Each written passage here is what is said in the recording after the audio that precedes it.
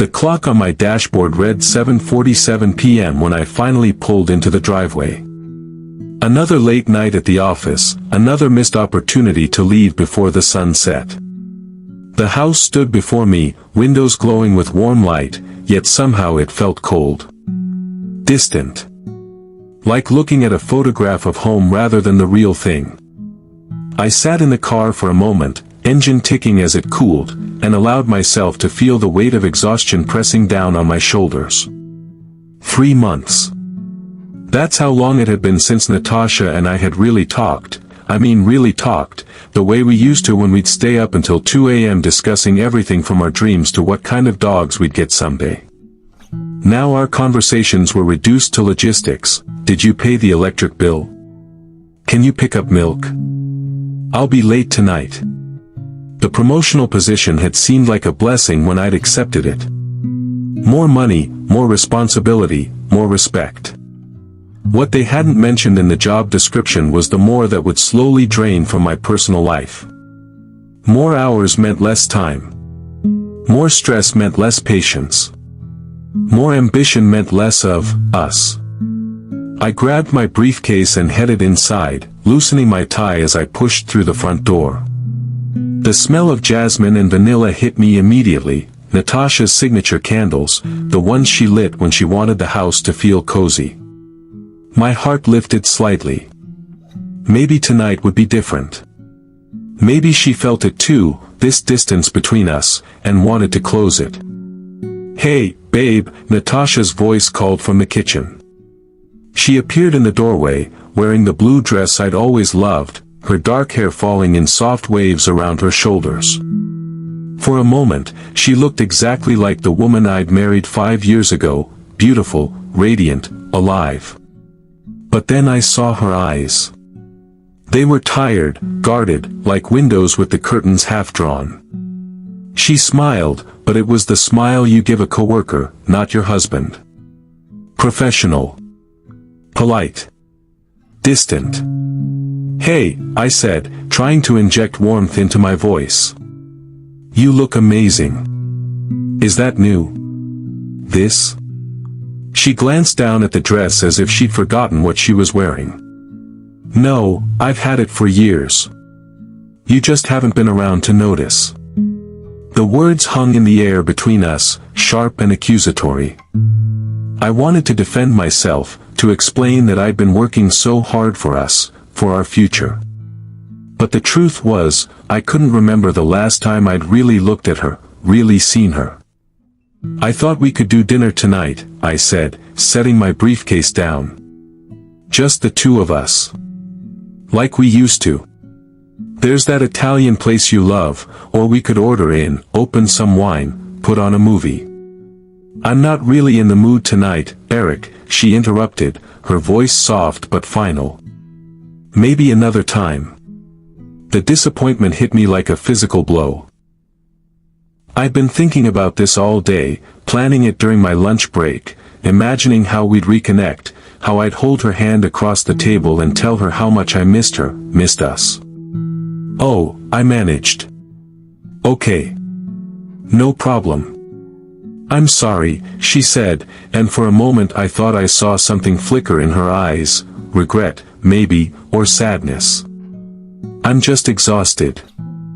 Work has been insane, and I just need some time to decompress. Alone." That last word cut deeper than she probably intended. Or maybe she meant it to. "Sure," I said, forcing a smile. "I get it. Long week for both of us." She nodded, already turning away. "I'll be in the bedroom. There are leftovers in the fridge if you're hungry." I watched her walk down the hallway, her bare feet silent on the hardwood floor, and felt something crack inside my chest. When had we become strangers living in the same house? When had "I love you" turned into "there are leftovers in the fridge"? I loosened my tie completely and tossed it onto the counter, then headed to the living room. The TV remote felt heavy in my hand as I clicked through channels without really seeing anything. A cooking show. A crime drama. A romantic comedy that made my stomach turn. I settled on a documentary about deep-sea creatures, something neutral, something that wouldn't remind me of what I was missing. An hour passed. Then another. I could hear the faint sound of water running upstairs as Natasha took a shower. The pipes groaned the way they always did when she turned on the bathroom faucet. Such a familiar sound, yet tonight it felt like it was coming from another universe. I must have dozed off because I woke to the sound of the front door opening. For a confused moment, I thought Natasha had left, but then I remembered she was upstairs. The clock now read 10:15 p.m. "Eric? You awake?" Maya's voice. Natasha's twin sister. I sat up, rubbing my eyes as Maya appeared in the living room doorway. She looked windswept and energetic, her cheeks flushed from the cold outside. Where Natasha wore her hair long and straight, Maya kept hers shorter, with layers that framed her face. They were identical in features, same dark eyes, same olive skin, same delicate bone structure, but somehow completely different in presence. Natasha was calm waters, Maya was a summer storm. "Hey, Maya," I said, trying to shake off the grogginess. "Didn't know you were coming by." "Last-minute decision," she said with a grin, dropping her keys on the side table. "I was in the neighborhood, thought I'd crash here tonight if that's cool." Natasha said it was fine. "Of course," I said automatically. Maya stayed over frequently, sometimes weekly. She lived across town in a small apartment she claimed was aggressively mediocre, and since she and Natasha were so close, our guest room had practically become her second bedroom. Maya plopped down on the couch beside me, closer than necessary given how much space was available. She smelled like cold air and some kind of spicy perfume. "Whatcha watching?" "Honestly? No idea. Something about the ocean." She laughed, that easy, unguarded laugh that had always made her the life of every party we'd attended together. "Thrilling Friday night, huh? Where's Nat?" "Upstairs." She was tired. Maya's eyes flickered with something I couldn't quite read. "Ah. So you're down here alone, watching whatever this is." She gestured at the screen, where a narrator was explaining the mating habits of anglerfish.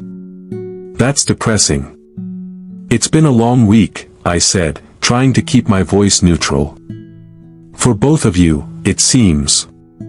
Maya tucked her legs underneath her, turning to face me more directly. "You two okay? You seem off lately." I hesitated. Maya had always been easy to talk to, too easy sometimes. She had a way of drawing out confessions, of making you say things you'd been thinking but hadn't planned to voice. It was part of her charm, but it was also dangerous territory. "Just the usual stuff," I said vaguely. "Work stress. Life stress. Nothing major." "Eric." She said my name like a gentle reprimand. "I've known you for 5 years. I can tell when you're full of it."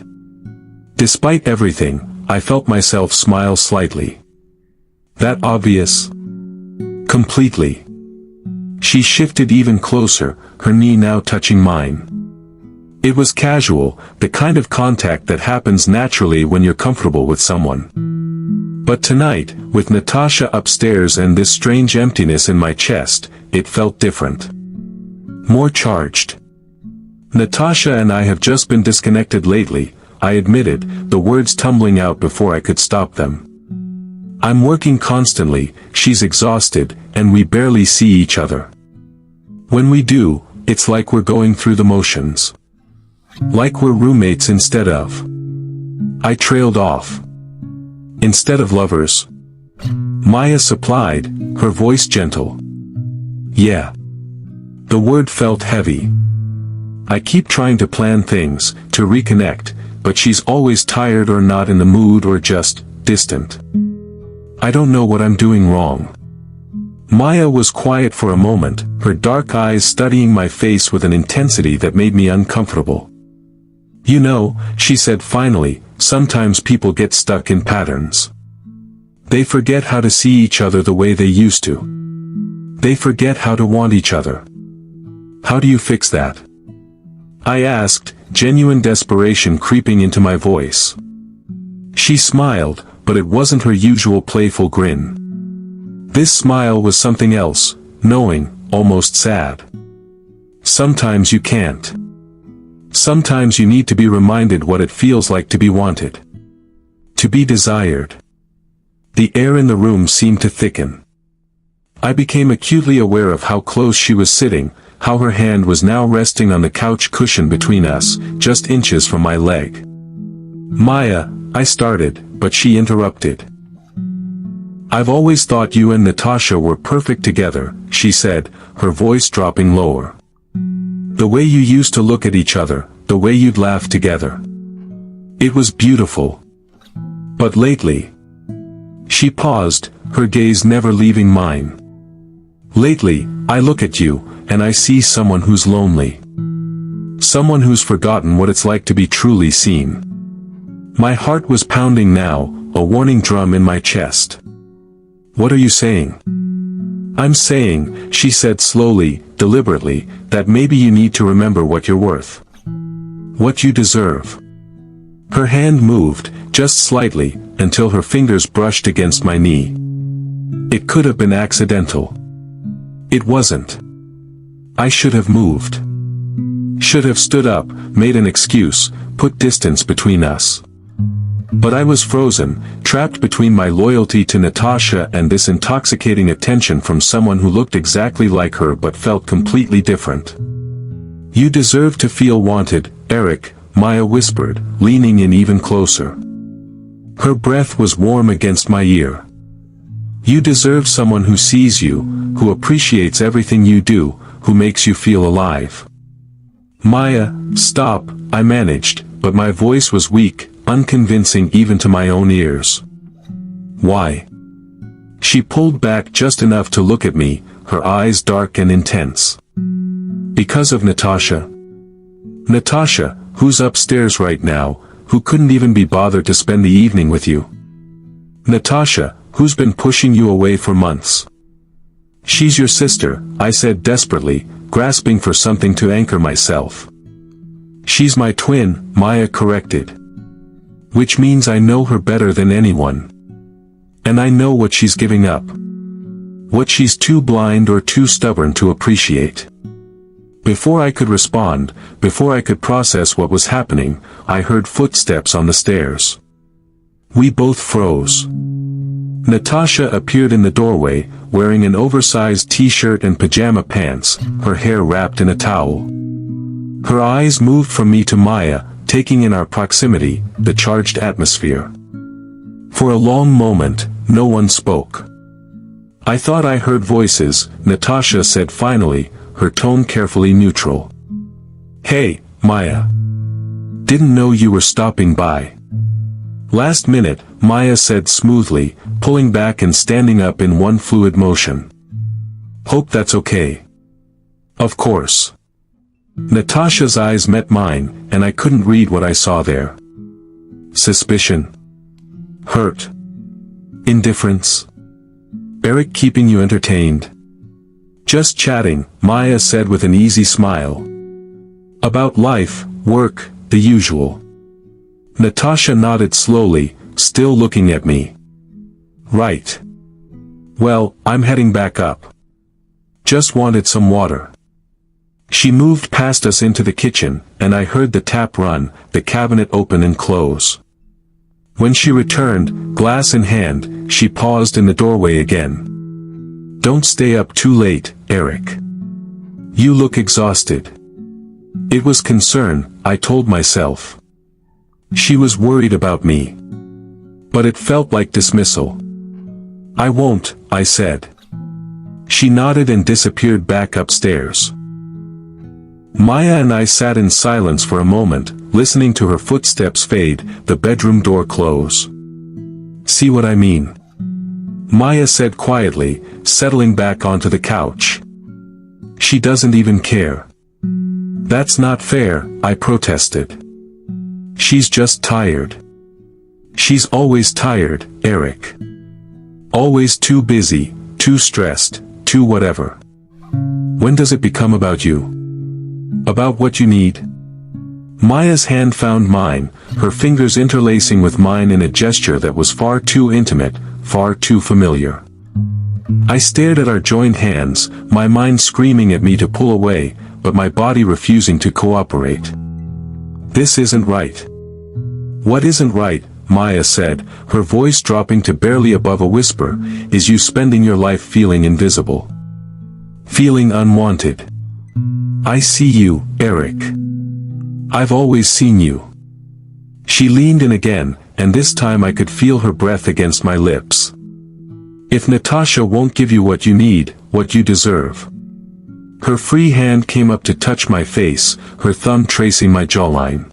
Maybe I will. Time seemed to stop. In that moment, I wasn't thinking about consequences or morality or loyalty. I was thinking about how long it had been since someone had looked at me with desire. How long it had been since I'd felt wanted, needed, seen. Maya's lips were inches from mine. All I had to do was close that distance, and I could forget everything, the loneliness, the disconnect, the slow death of my marriage. I could feel something again, even if it was wrong, even if it would destroy everything. But then, like a bolt of lightning cutting through fog, I saw Natasha's face. Not the tired, distant Natasha of tonight, but the Natasha who'd laughed at my terrible jokes on our first date. The Natasha who'd cried happy tears when I proposed. The Natasha who'd held my hand at my father's funeral and promised we'd get through it together. The Natasha I'd vowed to love, in sickness and health, for better or worse. This was the worse. And I was about to make it so much worse. I pulled back, standing up so quickly I nearly knocked Maya off balance. No, I said, my voice stronger now. No, I can't. I won't. Maya looked up at me, and for just a moment, I saw something flash across her face. Was it disappointment? Anger? Or maybe even relief? Maya, I love my wife, I said, the words feeling like a lifeline I was throwing to myself. I love Natasha. And whatever is happening between us right now, whatever distance we're dealing with, this isn't the solution. This would destroy everything. Maya stood up slowly, smoothing down her shirt. I was just trying to help, she said, but her voice had changed. The sultry edge was gone, replaced by something harder. By trying to seduce your sister's husband. The words came out harsher than I intended, but I didn't take them back. She flinched. You wanted it too. Don't pretend you didn't. Maybe for a second, I admitted. But wanting something and doing something are different things. And I'm not going to betray Natasha. Not with you, not with anyone. We stood there in the dim living room, the documentary still playing quietly in the background, and I realized how close I'd come to destroying everything that mattered.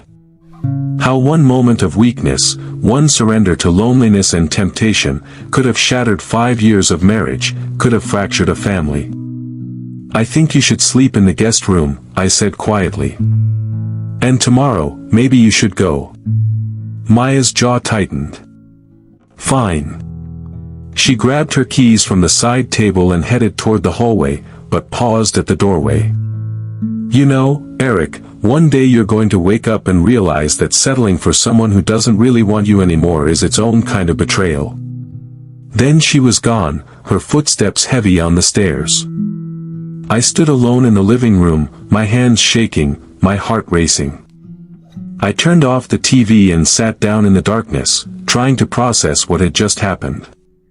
How close I'd come. How much I'd almost lost. But more than that, I thought about what Maya had said. About feeling unwanted. About Natasha's distance.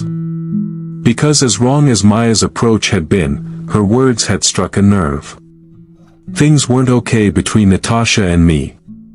And pretending they were, avoiding the problem, working longer hours to avoid the emptiness, none of that was solving anything. I sat there for a long time, maybe an hour, letting the silence settle around me. And then, finally, I stood up and headed upstairs. I found Natasha in our bedroom, sitting up in bed with her laptop open, the blue light casting shadows across her face. She looked up when I entered, her expression guarded. "Hey," I said softly. "Can we talk?" She closed the laptop slowly. "About what?" "About us." I sat down on the edge of the bed, keeping some distance but close enough to see her clearly. "About how we're not okay, and haven't been for a while." Something shifted in her expression. Her shoulders, which had been tense and defensive, relaxed slightly. "I know," she said quietly. "I know we're not." "I miss you," I said, the words simple but true. "I miss us. I miss the way we used to be." Her eyes glistened, and I realized she was fighting back tears. "I miss us too. But Eric, you're never here. You're always working, always stressed, and when you are here, it's like you're somewhere else in your head." And I got tired of trying to reach someone who wasn't reaching back. The words hit me like a punch to the gut because they were true. "You're right," I said. "I've been so focused on work, on providing, on this idea of success, that I forgot what I was working for in the first place. I forgot about us." A tear rolled down her cheek. "I've been lonely too, you know. But I didn't know how to tell you without it sounding like an accusation. So we both just pulled away," I said. "We both stopped trying." She nodded, wiping at her eyes. "What do we do now?" I thought about Maya downstairs, about the temptation that had almost destroyed everything. About how close I'd come to making the worst mistake of my life. And I realized that this moment, right here, was a crossroads. We could keep drifting apart, becoming strangers who shared a house and a history. Or we could fight for what we'd once had, what we could have again. "We start trying again," I said, moving closer to her on the bed. "Really trying. I'll cut back my hours. We'll go to counseling if we need to. We'll plan date nights and actually keep them. We'll talk, really talk, the way we used to." "You think we can get it back?" she asked, her voice small and vulnerable in a way I hadn't heard in months. I took her hand, feeling the familiar warmth of her skin against mine. "I think we have to try. Because the alternative, losing you, losing this. I can't accept that." She squeezed my hand, a small gesture that felt monumental. "I don't want to lose us either." We sat there for a while, just holding hands, letting the silence between us be comfortable instead of strained. It wasn't a solution to everything. We still had work to do, conversations to have, patterns to break. But it was a start. A real start.